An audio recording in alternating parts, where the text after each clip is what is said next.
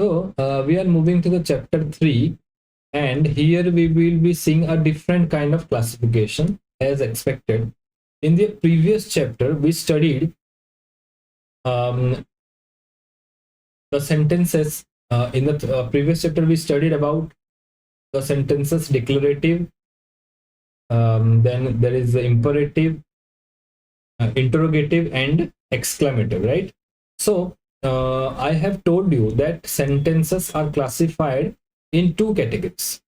The first category was based on the meaning, based on the meaning, right? Based on meaning, and the second category was based on the structure, how it is made. So, based on the meaning, we studied that there are four types of sentences. Those are declarative. Write it down again. Then we have imperative or optative. Then we studied interrogative, in which we ask questions, and last one was exclamative, right? We studied these four kind of sentences based on the meaning. Now in this chapter we will study based on the structure, how the sentence is made, how it is arranged, right? So in this, the first kind of sentence is simple. The second kind of sentence is complex. The third kind of sentence is compound, right? Simple, complex, compound. Okay, here let me compare this with, if you have studied English, Hindi grammar or Odia grammar, which you will study in the future. This is called saral vakya. In Odia, sarala vakya. Saral vakya. Same classification. The complex means jatil vakya or jatila vakya.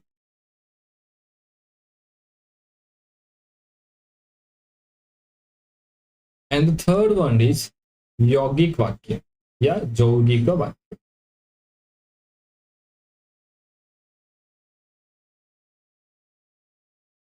The definition remains the same.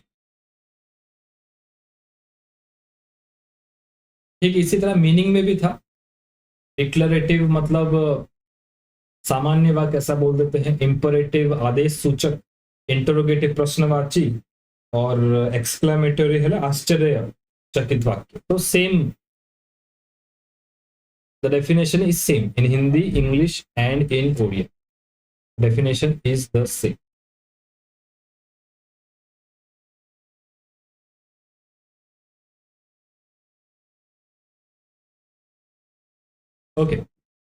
Okay, clear. So we will now study based on the structure how these sentences are being divided. Read these sentences. Put a tick against those sentences that contain one subject and one predicate. Right? Subject we have studied, about which something is being said, and predicate means what is being said about that subject. It's called predicate.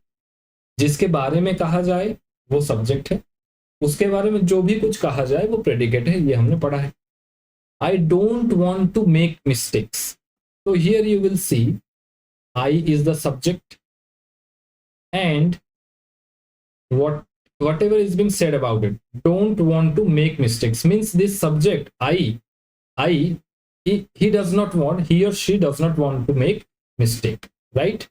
So I don't want to make mistake. This is subject, this is predicate. In the second one we will see I have, this is subject. Let me encircle it with green color. This is subject. And sold them all my life. I have sold them all my life. Here I is a subject, right? Have is also a part of the predicate. Again you will find a subject but I, again a predicate, still make mistakes. So here we will see two subjects and two predicates. In the third sentence, I is the subject and have a few pieces of glass, this is the predicate, right? In the last one, I is the subject, sold the ring for the right price, then I is the subject again, and made 2 pounds on the picture, this is the predicate. So as per the questions given, the first one contains one subject, one predicate, and the third one contains one subject, one predicate. The second and fourth one contains two subject and two predicate. Clear? Yes. So sentences that have only one subject, remember this word, only one, केवल और केवल एक से ना ज्यादा ना कम, ना ज्यादा ना कम, एंड वन प्रेडिकेट, एक सब्जेक्ट एक प्रेडिकेट, ना उससे ज्यादा ना उससे कम, and make complete sense, right, make complete sense, are known as simple sentence, are known as simple sentence. जैसे आई से, जैसे आई विल से गो, सो गो, तो गो is giving you a meaning, means jao, but the subject is not there. You go, I go, he go, they go, so the it is not giving complete sense. It is giving some sense, means jana, but it is not giving a complete sense about who will go, right? So this is not a simple sentence. For a simple sentence you have one subject, one predicate, and a complete sense. So you will note it down in a copy. You will write simple sentence, or here in the classification you can write, if you have some space left, you will write here,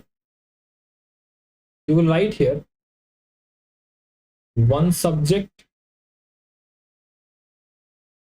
plus one predicate plus complete sense. Clear? This is how you will remember the definition. You don't have to remember those extra words. Complete sense, complete sense. Clear? Complete sense. In the sentences given below, sentence 2 and 4 consist of 2 parts. Okay, done. Sentence joined by conjunction. Okay, complete sentence है. Okay, next one is next one we will study about what is compound sentence, right? We first studied simple, now we will move on to the compound. Later on we will come to complex if it is there in your syllabus. Otherwise we will skip as if for now because we have lesser time. Otherwise I would have also told you about complex, but it is not in your syllabus, maybe not now. So if it is there we will study. Okay, in the sentence 2 and 4, there you will see there are two parts. What? The first part is I have sold them all my life. The second part is I still make mistakes. It is joined by the conjunction but, right? Here the conjunction you will see but. Similarly in the third one the conjunction is and. Conjunction means that connector which joins similar kind of things. Conjunction वो होता है जो similar चीजों को join करता है. Phrase को phrase के साथ ज्वाइन करेगा, क्लॉज को क्लॉज के साथ ज्वाइन करेगा, नाउन को नाउन के साथ ज्वाइन करेगा, एडजेक्टिव को एडजेक्टिव के साथ ज्वाइन करेगा, सिमिलर चीजों को ही ज्वाइन करेगा. That is called a conjunction. We will study later on whenever it comes into your syllabus. So for the time being, तो sentence 2 and 4, in the sentence 2 you will find the conjunction is but, and in the sentence 4 the conjunction is and, right? Each of the clauses contains a subject and a predicate and make complete sense, so it is a compound sentence, right?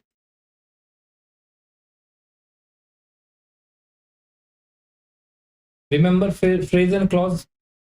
Phrase and clause both consist of many words, but in clause it gives a complete sense, because in clause there is subject and its predicate and its meaning, right? Clause में subject predicate भी होता है, complete sense भी आता है. Phrase में क्या होता है, ग्रुप ऑफ वर्ड्स होता है, कभी सब्जेक्ट गायब तो कभी प्रेडिकेट गायब, तो कंप्लीट सेंस नहीं देता है phrase. I think it is called वाक्य खंड, if I am not wrong. It is called वाक्य खंड एंड वाक्यांश इज आई थिंक क्लॉज. वाक्य खंड, एक वाक्य का खंड, खंड भाग, जैसे शरीर का एक खंड. शरीर का मैं बोलूं केवल आपको हाथ दिखा तो ये आधा अधूरा है ना, ये आधा अधूरा है. लेकिन वाक्यांश मतलब एक वाक्य का छोटा हिस्सा. जैसे मैं आपको बड़ा दिख रहा हूं तो मैं आपके आगे छोटा सा बेबी रख दूं, मैं अपना आज से 10 साल वाला 20 साल वाला एक बच्चा आपके सामने रख दूं, तो दैट इज कॉल्ड ए वाक्यांश. That is also giving a complete sense कि यही व्यक्ति बाद में बड़ा बनेगा. Right right. So phrase does not give you complete sense, clause give you a complete sense, correct? Okay, a compound sentence is made of two or more clauses which are independent of each other. They are of the same order or rank and can stand on their own.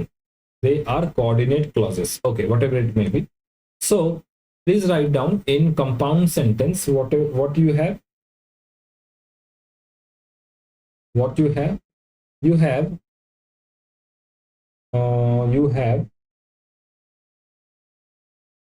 greater than equal to main clause. What is this? I will tell you.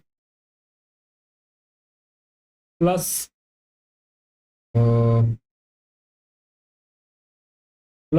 greater than equal to 0 subordinate clause. Whatever this, I will tell you now, don't worry.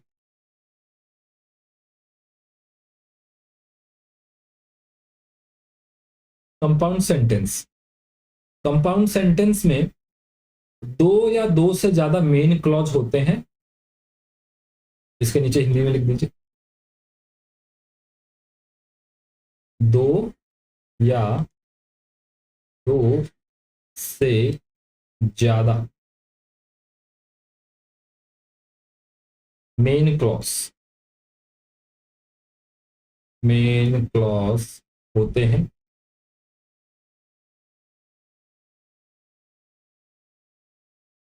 Plus 0 या 0 से ज्यादा, मतलब नहीं भी हो सकता है या फिर कुछ हो सकता है. 0 या 0 से ज्यादा सब ऑर्डिनेट क्लॉज होते हैं. अब ये सब ऑर्डिनेट क्या है ये अभी देखेंगे, डोंट वरी. सब ऑर्डिनेट क्लॉज होते हैं.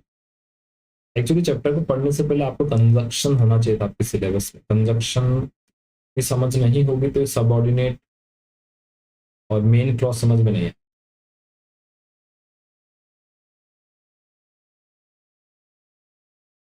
वट एवर,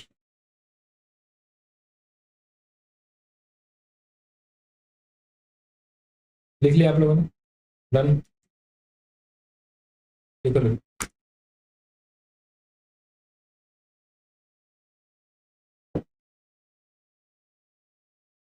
आज मैं अलग तरीके का पानी पी रहा हूँ. पानी में चिया सीड्स. मैंने इन दिनों थोड़ा एक्सरसाइज शुरू, पहले भी मैं करता था लेकिन इन दिनों थोड़ा ज्यादा, तो ये चिया सीड्स डाला है ताकि डेली का जो न्यूट्रिएंट है ना वो पूरा. थोड़ा शो ऑफ करना पड़ता कि कुछ कर रहा.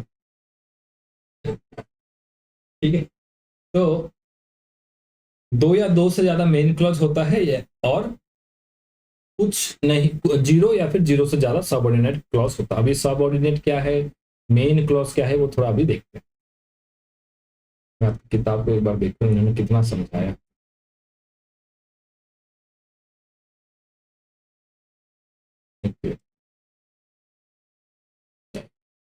कुछ नहीं समझाया, इतने में कुछ समझ में नहीं आएगा. वर्कशीट इतने सारे दे दिए हैं लेकिन समझ में कुछ नहीं आएगा. मैं आपको समझा देता हूँ, तो थोड़ा पेशेंस रखना. ऐसा नहीं सोचना कि सबने सिलेबस खत्म नहीं किया, क्योंकि मैं सिलेबस खत्म कर सकता हूँ, लेकिन ये चैप्टर आपको कुछ नहीं समझ में आया होगा, क्योंकि स्कूल में भी आपको कुछ समझ में नहीं आया होगा, राइट? नहीं समझ में आया होगा जी किरण? सर आप विश्वास नहीं करेंगे, करेंगे। हमारे क्लास में मतलब सर अरेंजमेंट क्लास की टीचर्स आते रहते थे, और अभी मतलब अलग ही टीचर आ गई है, और वो अभी फर्स्ट सेकंड चैप्टर से शुरुआत करेंगी कल से। अरे आपके क्लास का क्या हाल? सर हमारे क्लास के जो इंग्लिश टीचर कुछ और ही मतलब उनका दिमाग चलता है, तो वो मतलब सारा कंप्लीट कर चुके, सारा सिलेबस कंप्लीट कर चुके, लेकिन जितना भी पढ़ा है, जैसे कंपाउंड सेंटेंस जब पढ़ा रहे थे तब बोले कि हम बिल्कुल वर्कशीट नहीं करेंगे, तुम लोग चैट जीपीटी, गूगल से, यूट्यूब से सब देख के कर लेना। अच्छा। और मैं बस बेसिक चीज तुमको पढ़ा देता हूँ, फिर फ्रेजेस और क्लॉथ मतलब फ्रेज क्या होता है, क्लॉज क्या होता है, बेसिक इंट्रोडक्शन दे दिए, फिर बोले कि यूट्यूब से सारा वर्कशीट कर लेंगे। आपकी क्लास में टेढ़े बच्चे नहीं, गुंडे वाला बच्चे नहीं? मैं होता तो बोलता था सैलरी भी आप चैट जीपीटी से ले ले ना, अगर हमें ही सर एक और बार क्या बोले आप, सुनाई नहीं दिया। सर उनके हिसाब से जो मोबाइल से आंसर देख के वर्कशीट सारा आंसर करके लाएगा घर से पहले से, वही अच्छा बच्चा है, क्योंकि वो बहुत रिस्पॉन्सिबल बच्चा है। हाँ, तो फिर एग्जाम में अलाउ क्यों नहीं करते? एग्जाम में अलाउ कर दें, वो रिस्पॉन्सिबिलिटी हम एग्जाम में भी दिखा देंगे, क्या दिक्कत? चैट जीपीटी को एग्जाम में ले चलते हैं, उनको पूछना चाहिए सर। हाँ, आप उनको पूछना चाहिए कि सर अच्छी बात है हम चैट जीपीटी से करेंगे, लेकिन आप ये सुझाव प्रिंसिपल को क्यों नहीं देते? या मैं दे देती हूँ, चलो साथ में दे देते हैं, ये सुझाव प्रिंसिपल को देंगे, उनको अच्छा लगेगा, है ना? जी किरण बता। सर जो अभी आर्या के मतलब इंग्लिश सर है, वो हमारे इंग्लिश सर पहले थे, तो मैं उनको जानती हूँ। ऑनलाइन क्लास में भी वो मतलब जो भी हॉर्स होता था, लाइफ स्किल होता था, हाँ। बच्चे चैट जीपीटी में देख के पहले तो आंसर दे देते थे, और अच्छा। फिर वो आंसर को अच्छे से एक्सप्लेन कर देंगे 2-3 लाइन, और फिर बोलेंगे वो लिख के ले आओ। अच्छा, पहले आंसर बच्चों से सुन लेंगे, फिर उसको बोलेंगे कि ऐसा ही होता है।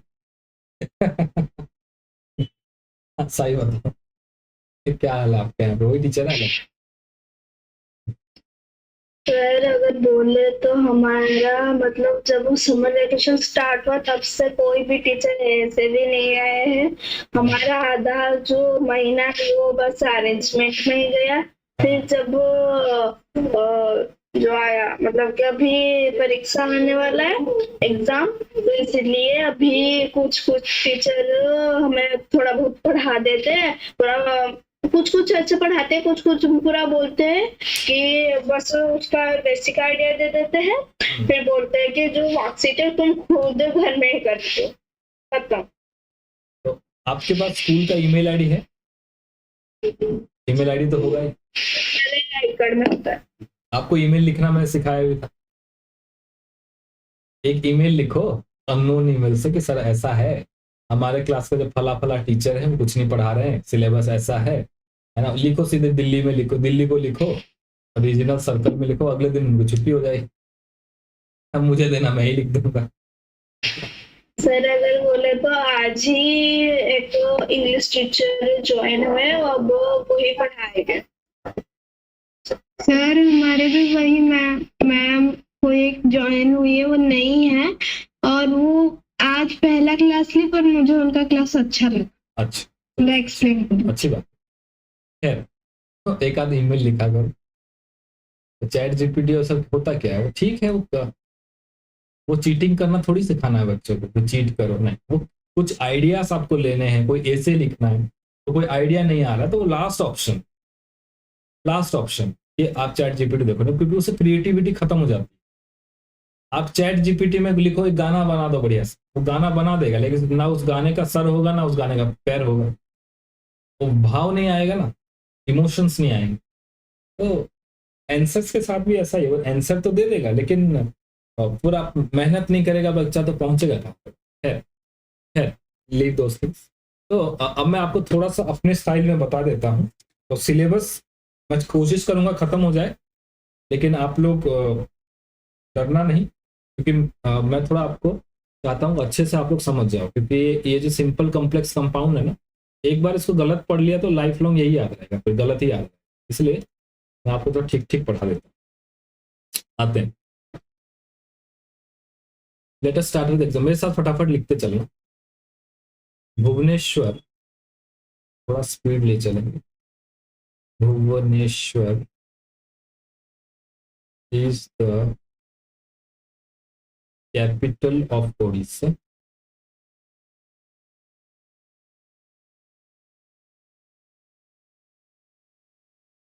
Second one is I bought a ticket and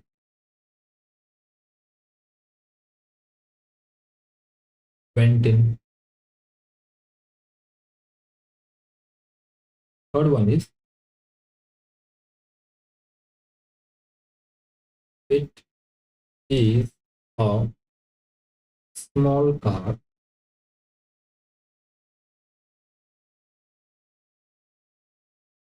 yet it is spacious. Fourth one is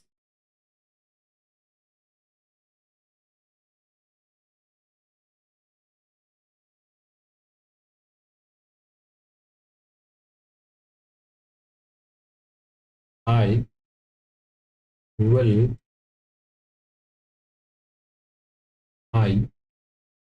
will be in class when you arrive. मैं आपको सिंपल कॉम्प्लेक्स भी और कंपाउंड तीनों ही समझाता हूँ, क्योंकि कॉम्प्लेक्स नहीं समझेंगे तो फिर कंपाउंड के साथ डिफरेंस नहीं पता चलेगा, राइट? तो तीनों ही समझेंगे। Bhubaneswar is the capital of Odisha. तो यहाँ पे आप देखोगे एक सब्जेक्ट है भुवनेश्वर, एक प्रेडिकेट है, राइट, और कंप्लीट सेंस भी दे रहा है। तो इसको हम क्या बोलेंगे बेटा? इसको हम बोलेंगे, या तो बोलेंगे हम क्लॉज, ये क्लॉज भी है, और एक क्लॉज को सिंपल सेंटेंस भी बोलते हैं। जो क्लॉज है वो सिंपल सेंटेंस है। क्या है क्लॉज? एक सब्जेक्ट, एक प्रेडिकेट और कंप्लीट सेंस, सेम चीज है। जो क्लॉज है वो सिंपल सेंटेंस भी है, राइट? तो आप लोगों ने पिछले वाले में जो डिफरेंशिएशन लिखा था वो सिंपल के आगे यहाँ पर एरो खींच करके क्लॉज भी लिख दे ताकि कंफ्यूजन। सिंपल सेंटेंस को क्लॉज भी बोलते। एक क्लॉज सिंपल सेंटेंस, एक वाक्यांश हमेशा ही simple sentence. Bhubaneswar is the capital of Odisha, ठीक है। I bought a ticket and went in. यहां पर बेटा आई जो है ना, यहां पर आई छुपा हुआ है। ये डबल डबल आई ना लिखने के लिए एक बार आई को छोड़ दिया। आई bought a ticket and I went in. I bought a ticket and I went in, ठीक है। मैंने एक टिकट खरीदा, तो आई बॉट अ टिकट, ये क्लॉज है ना, सब्जेक्ट प्रेडिकेट दोनों है। आई सब्जेक्ट है, बॉट अ टिकट। अभी हम क्लॉज क्लॉज पढ़ेंगे। सब्जेक्ट प्रेडिकेट आप लोग समझ गए क्लॉज होता है। ये पहला भी एक क्लॉज है, दूसरा भी एक क्लॉज है, right. I bought A ticket, मैंने एक टिकट खरीदा, कंप्लीट सेंस दे रहा। आई वेंट इन, मैं अंदर चला गया, ये भी कंप्लीट सेंस दे रहा। अच्छा आप मुझे ये बताओ, I bought A ticket, I went in, ये दोनों क्लॉज एक दूसरे के ऊपर डिपेंड कर रहे हैं क्या? मैं बोलूं मैंने एक टिकट खरीदा, पूरा पर सब कुछ समझ में आ रहा है? आपने एक टिकट खरीदा, मैं बोलूं मैं अंदर चला गया, आप अंदर चले गए, जहां गए आप अंदर चले गए, तो ये भी कंप्लीट सेंस दे रहा है। तो क्या ये दोनों एक दूसरे पर डिपेंड करते हैं? नहीं करते। तो इसी को बोलते हैं क्या? Main clause. वैसा क्लॉज जिसका अर्थ या जिसको पूरी तरह समझने के लिए दूसरे किसी क्लॉज की जरूरत नहीं है, that is called main clause. Clear? बगल में मेन क्लॉज लिख लीजिए, क्या हिंदी में लिख लीजिए, वह क्लॉज जिसका अर्थ इंडिपेंडेंट, क्या है, जिसका मीनिंग जो है इंडिपेंडेंट, उसको दूसरे की जरूरत नहीं। ये अल्फा मेल है, समझते हो अल्फा मेल कौन होता है? अल्फा मेल या अल्फा फीमेल, समझते हो अल्फा मेल कौन होता है? Alpha female. अल्फा मेल और अल्फा फीमेल ऐसे प्राणी होते हैं जिनको दुनिया में किसी दूसरे की जरूरत नहीं। लोग आते हैं, लोग चले जाते हैं, वो अपने काम में लगे रहते, उनको दुनियादारी से कोई मतलब नहीं। लोग आएंगे, दोस्ती करेंगे, फिर कभी दिल तोड़ के चले जाएंगे, वो रोते नहीं ये हाय राम ये चली गई, हाय राम ये चला आया, क्या हो गया। हाँ हाँ, लोग आए जाएं, उनको कोई फर्क नहीं पड़ता, है ना। और ऐसे लोगों को लोग पसंद करते हैं। आप भी अपने माइंड को अगर स्टडी करोगे तो आप भी ऐसे ही लोगों को पसंद करते हैं जो आपको भाव नहीं देते। यस और नो? ये साइकोलॉजी। आपको दुनिया में वही लोग पसंद आएंगे जो आपको पूछते नहीं। आप 1000 मिन्नतें करो, वो नहीं मानते, वो अपने काम में लगे। ऐसे लोगों को बिंदास व्यक्ति भी बोलते हैं, जिनको दुनियादारी से कोई फर्क नहीं पड़ता। आप रोग गिड़गिड़ाओ, कुछ भी करो, वो अपने काम में लगे रहे। जी सही बताओ। सर वैसे भी वर्डी विली पेट में भी था, जो वर्डी था वो भी फ्रीडम अपने ही मजे में रहती है। वो अल्फा फीमेल होगी, कोई मतलब ही नहीं। आप उनको कितने रिश्वत दे दो, कुछ कर दो, वो है ना अपने ऐसे ही चलना, मतलब ऐसे ही चलना, उनको फर्क ही नहीं पड़ता। तो same goes with main clause, उनका अर्थ अपने आप में कंप्लीट है। दूसरों को उनको जरूरत नहीं, दूसरे आए ना आए, दे डोंट केयर, राइट। अच्छा, बीच में क्या लगा है? बीच में बीच में एक कनेक्टर है, मतलब कंजक्शन है, देख रहे हो, एंड एंड। अच्छा, एक चीज आप याद रखना, यहां पर मैं आपको बता देता हूं, एक याद करना, this is called FANBOYS, fan boys. इसको याद रखना, फैन बॉयस। इसका मीनिंग है I think for A for end,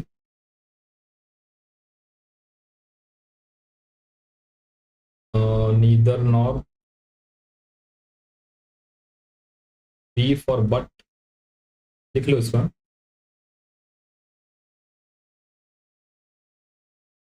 B for but, O for other, O for of the people, and other, neither nor, other, or sorry, or. Y for yet, S for so, and F for fanboys, F for first, F for, yes, A for end, N for neither nor, B for but, O for or, Y for yet, S for so. yes, F में थोड़ा सा मुझे doubt है, ये थोड़ा मैं आपको clear करके बताऊंगा। बस अभी के लिए इतना समझो, जहां कहीं आपको ये कंजक्शन दिखे ना फैन बॉयज वाले, तो समझ लेना वहां पर कोऑर्डिनेटिंग कंजक्शन, कोऑर्डिनेट कर, कोऑर्डिनेट कंजक्शन, वो क्या है? Coordinate conjunction. और जहां कहीं कोऑर्डिनेट कंजक्शन लगा है, वो सेंटेंस क्या है?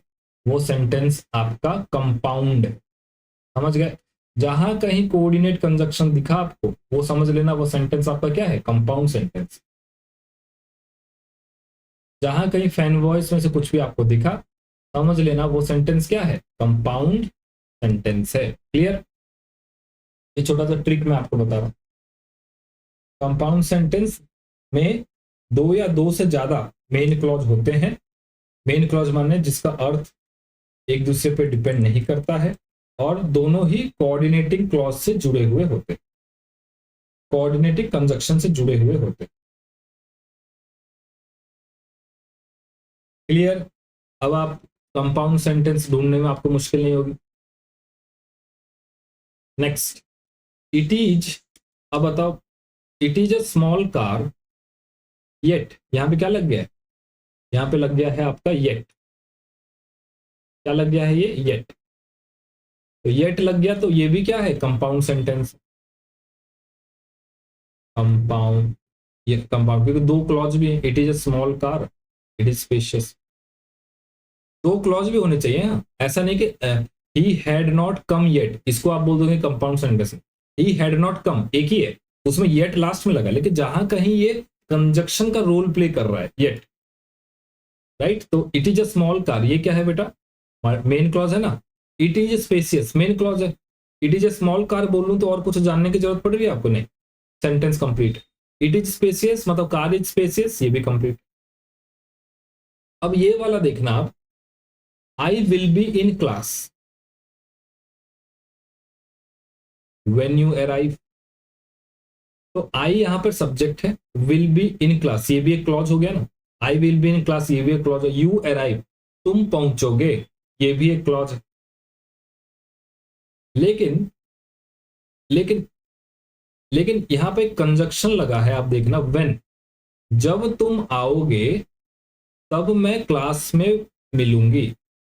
जब तुम आओगे, जब तुम आओगे, तो हमारा जो सेंटेंस का पूरा मीनिंग है वो किस पे डिपेंड कर रहा है, तुम्हारे आने पर। तुम आए तो आया मुझे प्यार, गली में आज चांद निकला, गाना है। तुम आओगे तो मैं क्लास में मिलूंगी।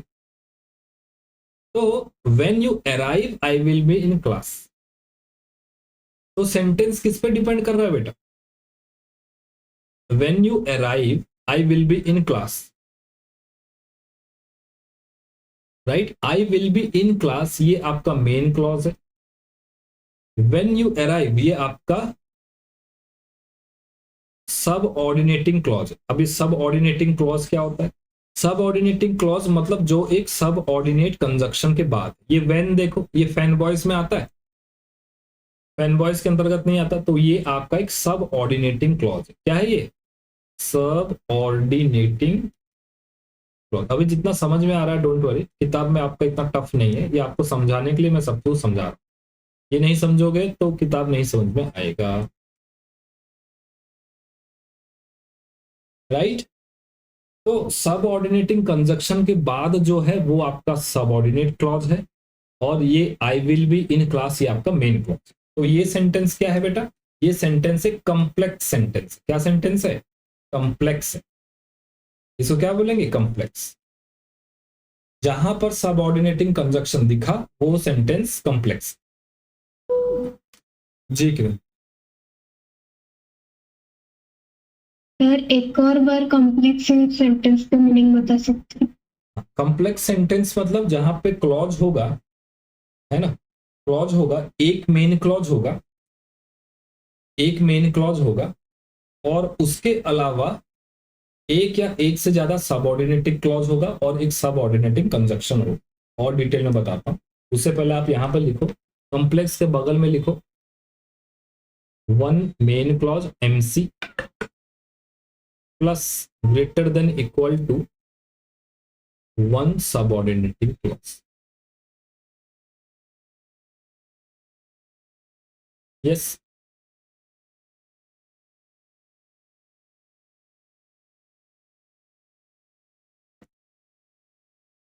इसके बाद वाला क्लास है किरण।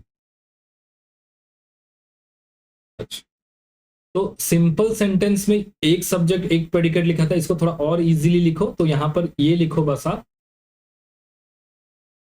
वन मेन क्लॉज, ऐसा लिख दो बस, वन MC। क्लॉज मतलब तो समझ गए, subject predicate plus complete sense. Simple sentence मतलब एक मेन क्लॉज बस।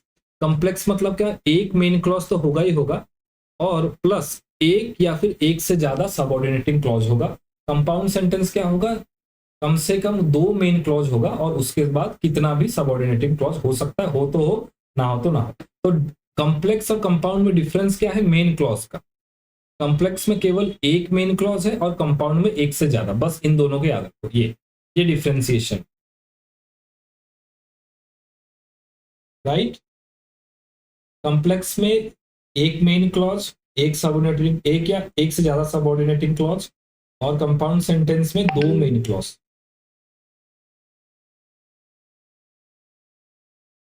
ठीक है, अब आते हैं एग्जाम्पल पे। तो यहां पर आप देख रहे हो I will be in class, ये मेन क्लॉज है, मैं क्लास पे पहुंचूंगा। When you arrive, when you arrive ये आपका एक सबऑर्डिनेटिंग क्लॉज है। एक मेन क्लॉज है, एक या एक से ज्यादा सबऑर्डिनेटिंग क्लॉज है, बीच में एक सबऑर्डिनेटिंग कंजक्शन। आपका काम क्या है, कुछ ना समझ में आए तो फैन वॉइस को ढूंढो। फैन वॉइस जहां लगा है अगल बगल में क्लॉज है तो समझ लेना वो कंपाउंड होगा, समझे? बाकी की चीज बाद में देखी जाएगी। हाँ बोलो सर। सर कॉम्प्लेक्स के लिए भी ऐसा कुछ है क्या, मतलब ट्रिक्स? इसके लिए सर कॉम्प्लेक्स के लिए फैन वॉइस को छोड़कर बाकी सारे उधर ही आते, ठीक है?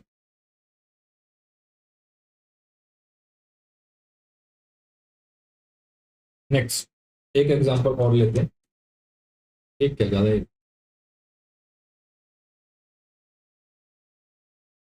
आप लोग बताना। हाँ सेंटेंस लिखते जाओ फटाफट। कितना टाइम बचा है? 17 मिनट। हाँ सेंटेंस लिखते जाते हैं फटाफट। English is an interesting subject. Next, they don't and binds and birds begin to chirp in the trees. आपको आइडेंटिफाई करना है क्या सिंपल है, क्या कॉम्प्लेक्स है, क्या compound.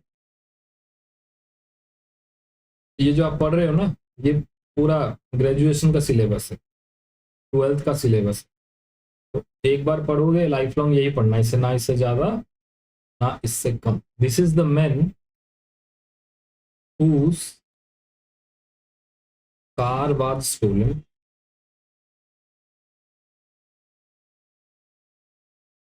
Fourth one, my brother is the owner of this company. चलिए चारों सेंटेंस सॉल्व कीजिए, अपने अपने कॉपी में लिखिए कौन सा सिंपल है, कौन सा कॉम्प्लेक्स है, कौन सा कंपाउंड।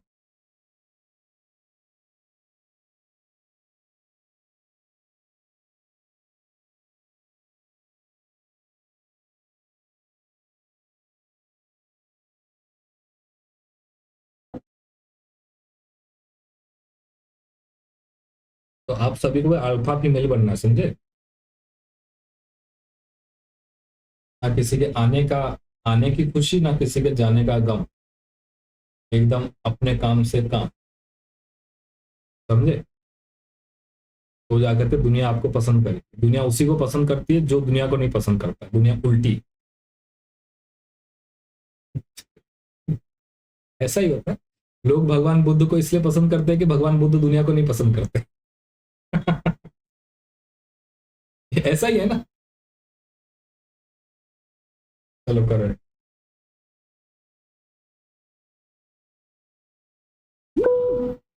यस सही बताओ, चारों बताओ। सर फर्स्ट वाला मेरा सिंपल सेंटेंस, ओके। फिर सेकंड वाला कंपाउंड सेंटेंस, कंपाउंड, ओके। फिर कॉम्प्लेक्स, कॉम्प्लेक्स, देन सिंपल। किसी का कोई चेंजेस है इसमें? आर्या, किरण, कोई चेंज है तो बताओ।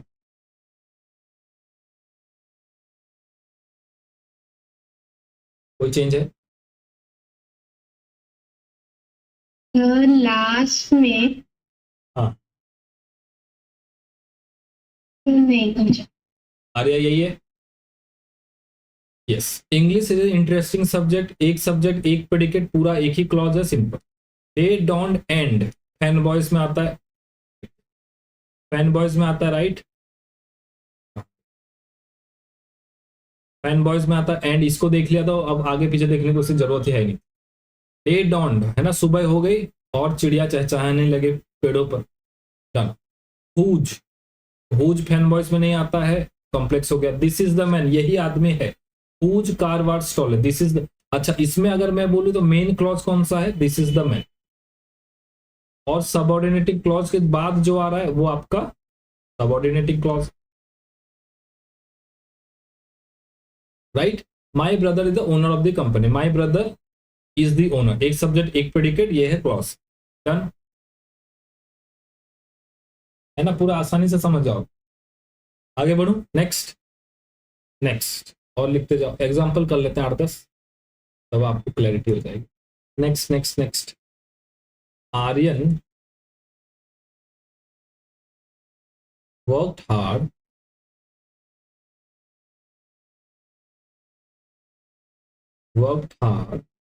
and passed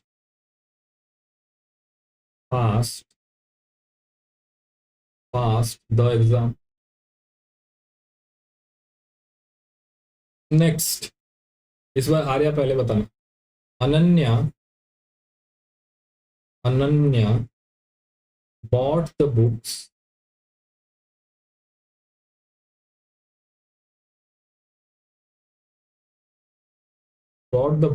that you ordered, जो तुमने आदेश दिया था वही किताब वो लेकर के आई। I shall not go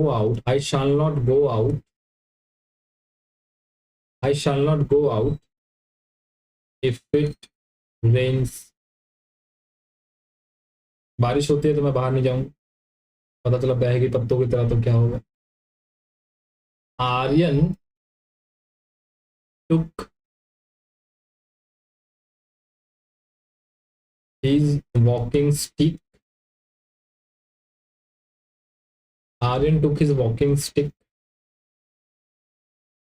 and went out.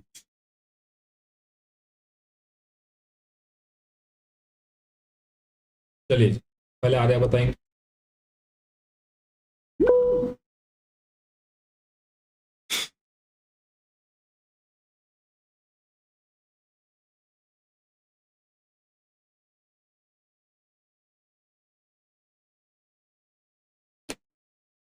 ये सारे बताओ। सर फर्स्ट वाला sentence compound, okay. Next, second वाला complex. Next,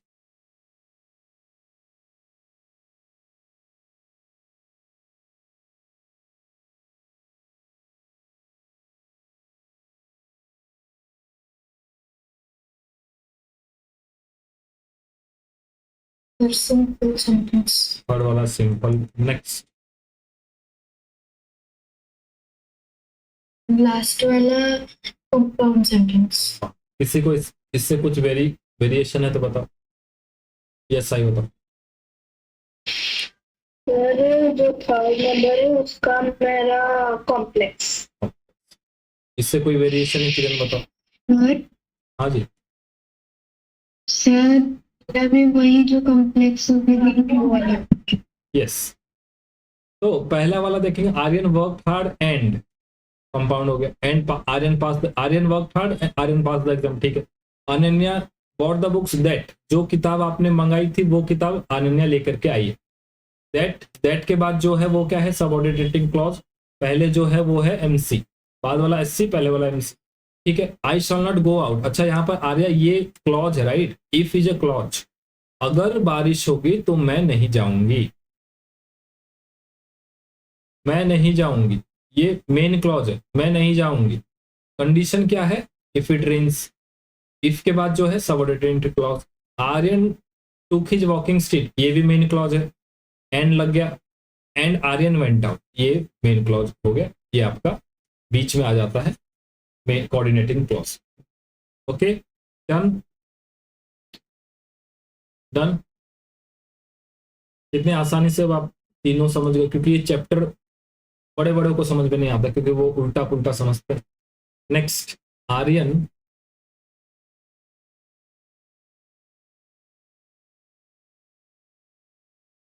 okay, Aryan took his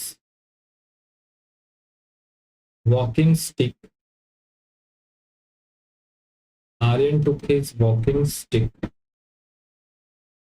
comma, locked the door,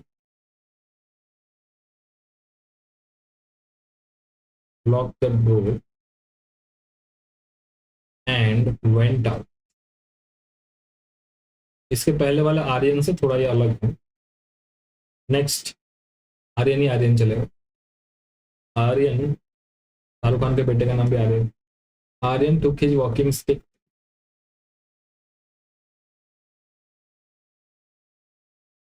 नालायक है लेकिन walking stick before going out.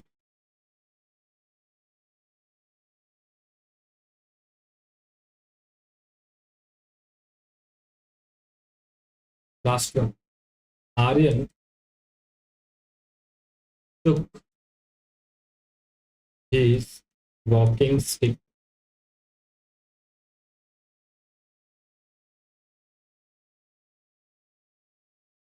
before going out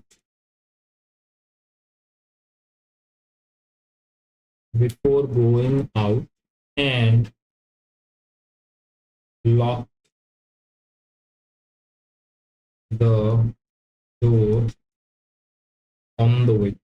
पहला जवाब किरण की तरफ से आना चाहिए. Lock the door on the way.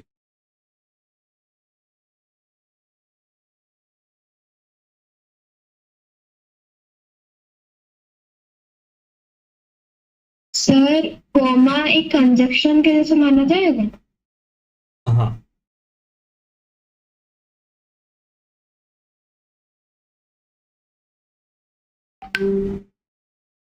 Sir मेरा आंसर पहला वाला कॉम्प्लेक्स है, सेकंड वाला और सेकंड वाला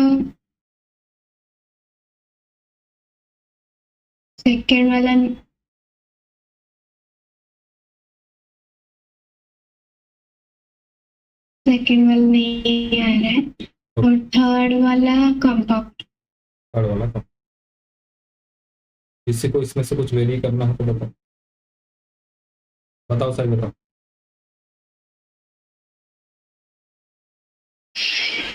सर मुझे जितना लगता है फर्स्ट वाला मेरा कंपाउंड है, फिर सेकंड वाला मेरा एक्स है और थर्ड वाला कंपाउंड. अरे बताओ.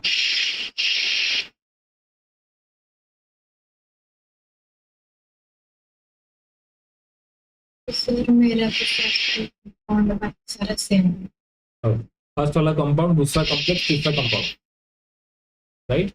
ओके, तो फर्स्ट वाला आपका कंपाउंड. क्यों कंपाउंड है? Aryan took his walking stick, ये एक मेन क्लॉज है. आर्यन लॉक द डोर, दो हो गया ना. जैसे ही दो हो गया तो ये कहाँ चला जाएगा? ये कंपाउंड की कैटेगरी में आ जाएगा.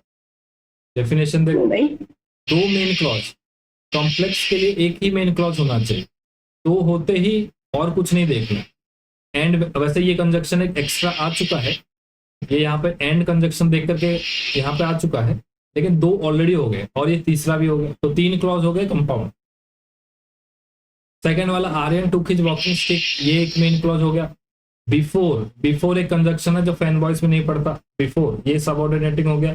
बिफोर गोइंग आउट, ये एक आपका सबऑर्डिनेटिंग क्लॉज हो गया, ये हो गया complex. Third, Aryan took his walking stick before going out and lock the door on the way. Aryan took his walking stick, ये आपका एक मेन क्लॉज हो गया. बीच में बिफोर पड़ता है, ये सबऑर्डिनेटिंग क्लॉज के लिए है. तो इसके बाद जो आ रहा है गोइंग आउट, ये आपका सबऑर्डिनेटिंग क्लॉज हो गया. लेकिन इसके बाद आपका एक कोऑर्डिनेटिंग क्लॉज आ रहा है एंड फैन बॉयज वाला, तो इसके आगे वाला ये क्या हो गया? ये मेन क्लॉज हो गया. तो दो मेन क्लॉज हो गए. दो मेन क्लॉज जैसे हो गए, ये क्या हो गया? कंपाउंड.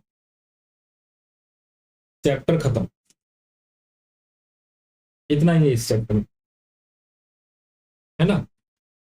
तो अब आपके किताब में जो भी एक्सरसाइज है अब आसानी से हो जाएगा. राइट. अब इसमें जो भी है अब आपको एक क्लियरली समझ में आ जाएगा, जिसको हम लोग कल परसों में खत्म कर. राइट. इतना नहीं समझते तो फिर कुछ नहीं समझ पाते. Simple complex compound, simple sentence माने एक क्लॉज जिसमें एक सब्जेक्ट एक प्रेडिकेट, कंप्लीट सेंस। कॉम्प्लेक्स में एक मेन क्लॉज, एक से ज्यादा सबऑर्डिनेटिंग क्लॉज, बीच में एक सबऑर्डिनेटिंग कंजंक्शन। कॉम्प्लेक्स होता है जिसमें एक से ज्यादा मेन क्लॉज होता है, बीच में एक कोऑर्डिनेटिंग क्लॉज होता है और एक सबऑर्डिनेट भी हो सकता है, एक या दो कुछ भी। लाइक कंपाउंड को पहचानने के लिए जहां पर फैन बॉयज लगा है वो कंपाउंड है और दो मेन क्लॉज होना चाहिए। फैन बॉयज को जोड़ करके दूसरा कुछ कंजंक्शन है तो वो कॉम्प्लेक्स है, एक मेन क्लॉज होना चाहिए। क्लियर? इतने में चैप्टर का थ्योरी है, बस इतना ही। बाकी हम लोग वर्कशीट वगैरह कल देखें। राइट? सही लगा? मजा आया पढ़ करके, है ना? तो इसका वर्कशीट हम लोग बाकी जब कितना है वो कल ओके, है ना जी? चलिए आज से कक्षा को यही विराम दे। ओम सर्वे भवन्तु सुखिनः, सर्वे सन्तु निरामयाः, सर्वे भद्राणि पश्यन्तु मा कश्चित् दुःखभाग् भवेत्। Om Shanti. Have a good day, tata, goodbye, take care. Thank you, sir. Thank you, beta. Thank you, sir.